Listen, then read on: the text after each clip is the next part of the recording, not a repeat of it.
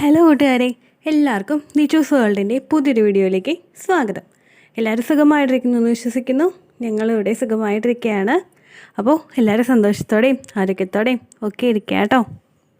ഇന്നത്തെ വീഡിയോയിൽ ഞാൻ സംസാരിക്കുന്നത് നമുക്ക് ഓവുലേഷൻ കഴിഞ്ഞിട്ട് ഉടനെ ഉണ്ടാകുന്ന വൈറ്റ് ഡിസ്ചാർജ് ഒരു പ്രഗ്നൻസിയുടെ ലക്ഷണമാണോ എന്നുള്ള ഒരു വിഷയത്തെ പറ്റിയിട്ടാണ്.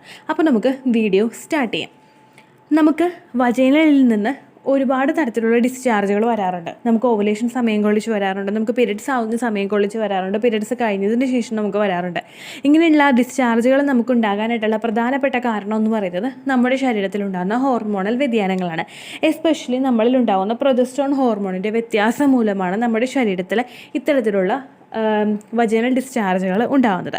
നമുക്ക് ഓവുലേഷൻ കഴിഞ്ഞിട്ട് ഉടനെ തന്നെ, അതായത് അടുത്ത ദിവസം, ഒന്നാമത്തെ രണ്ടാമത്തെ ദിവസമൊക്കെ ഉണ്ടാകുന്ന വൈറ്റ് ഡിസ്ചാർജിനെ നമുക്ക് ഒരു പ്രഗ്നൻസി ഡിസ്ചാർജ് എന്ന് കൺസിഡർ ചെയ്യാനായിട്ട് സാധിക്കില്ല.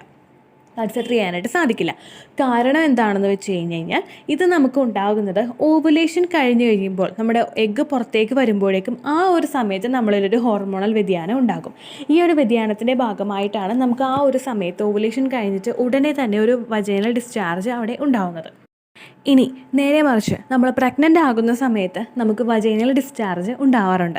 പ്രഗ്നൻ്റ് ആകുന്ന സമയത്ത് നമുക്കുണ്ടാകുന്ന വജൈനൽ ഡിസ്ചാർജിനെ പറ്റിയിട്ട് ഡീറ്റെയിൽഡ് ആയിട്ടുള്ള വീഡിയോസ് നമ്മുടെ ചാനലിലുണ്ട്. എന്നിരുന്നാൽ കൂടി തന്നെ ഒന്നും കൂടി പറയാം. നമ്മളിലുണ്ടാകുന്ന ഓവുലേഷൻ സമയത്ത് ഉണ്ടാകുന്ന ഡിസ്ചാർജ്, അതായത് എഗ് വൈറ്റ് ടെക്സ്ചറിലുള്ള ഡിസ്ചാർജിൽ ഒരു വൈറ്റ് കളറും കൂടി വന്നു കഴിഞ്ഞാൽ എങ്ങനെ ഇരിക്കും, ആ ഒരു ടൈപ്പ് ഡിസ്ചാർജ് ആയിരിക്കും നമുക്ക് ഉണ്ടാകുന്നത്. ഇത് നമുക്ക് നമ്മുടെ രണ്ട് കൈവിരലുകളുടെ ഇടയിൽ വെച്ചിട്ട് നമുക്ക് നല്ലപോലെ അങ്ങോട്ട് വലിച്ച് നീട്ടാനായിട്ട് സാധിക്കും.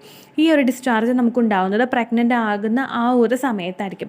ചിലപ്പോൾ വൈറ്റ് കളറിൽ ജസ്റ്റ് ഇങ്ങനെ ഡോട്ട് പോലെ മാത്രമായിരിക്കും ഉണ്ടാകുന്നത്. ചിലപ്പോൾ ഫുൾ ആ ഒരു എഗ് വൈറ്റ് എന്ന് പറയുമ്പോൾ അതിൻ്റെ കൂടെ എഗ് വൈറ്റിൻ്റെ കൂടെ ഒന്നും കൂടി വൈറ്റ് കളറും കൂടി കൂടിയിട്ടുള്ള ഡിസ്ചാർജ് ആയിരിക്കും ഉണ്ടാകുന്നത്. ഇതിൻ്റെ ലൈവ് ഡെമോ നമ്മുടെ ചാനലിൽ ചെയ്തിട്ടുണ്ട്. ഫസ്റ്റ് ടൈം ആയിട്ടാണ് നമ്മുടെ യൂട്യൂബിൽ ഇങ്ങനൊരു വീഡിയോ വരുന്നത്. ഇതിൻ്റെ ലൈവ് ഡെമോ കേട്ടോ, നിങ്ങളത് കണ്ടു നോക്കുക. എൻ്റെ സെക്കൻഡ് പ്രഗ്നൻസി സമയത്ത് എനിക്ക് ഈ ഒരു ഡിസ്ചാർജ് ഉണ്ടായിരുന്നു. അപ്പോൾ അതിനെ ഒന്ന് റിലേറ്റഡ് ചെയ്തിട്ടാണ് ഞാൻ ഈ ഒരു വീഡിയോ ചെയ്തത്. പ്രഗ്നൻ്റ് ആകുന്ന ഒരു സമയത്ത് മാത്രമേ എന്നിൽ ആ ഒരു ടൈപ്പ് ഡിസ്ചാർജ് ഉണ്ടായിട്ടുണ്ടായുള്ളൂ. അപ്പോൾ നിങ്ങൾ ആ ഒരു ഡിസ്ചാർജ് കണ്ടു നോക്കുക കേട്ടോ. ഓക്കെ, ഇനി പ്രഗ്നൻസിയുടെ സമയത്ത് ഇത്തരത്തിലുള്ള ഡിസ്ചാർജ് നമുക്ക് ഉണ്ടാകുന്നത് നമ്മുടെ ശരീരത്തിൽ ആ ഒരു പ്രൊജസ്ട്രോൺ ഹോർമോണിൻ്റെ വ്യത്യാസം മൂലമാണ്. അപ്പോൾ ഈ ഒരു ഡിസ്ചാർജ്, ഈ എഗ് വൈറ്റ് ടെക്സ്ചറിൽ ഒരു വൈറ്റ് കളറോടെ മിക്സ് ആയിട്ടുള്ള ഈ ഒരു ഡിസ്ചാർജ് നിങ്ങൾക്ക് വരുന്നുണ്ടെങ്കിൽ നിങ്ങൾ നിങ്ങളുടെ ശരീരം ഒന്ന് ശ്രദ്ധിക്കുക. ചിലപ്പോൾ നിങ്ങൾ പ്രഗ്നൻ്റ് ആയതിനു ശേഷമായിരിക്കും, പ്രഗ്നൻ്റ് ആയതുകൊണ്ടായിരിക്കും ഇങ്ങനെ ഉണ്ടാകുന്നത്.